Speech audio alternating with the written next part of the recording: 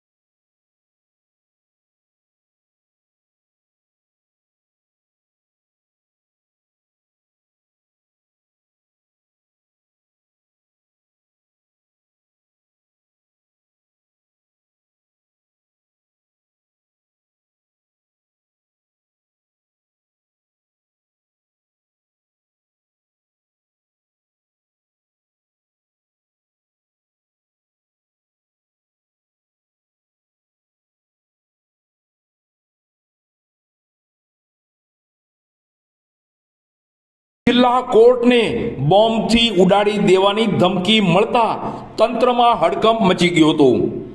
મેલ દ્વારા આ ધમકી મળતા જ પોલીસ તંત્ર સક્રિય બન્યું હતું અને તાત્કાલિક કોર્ટ પરિસર ખાલી કરવામાં આવ્યું હતું।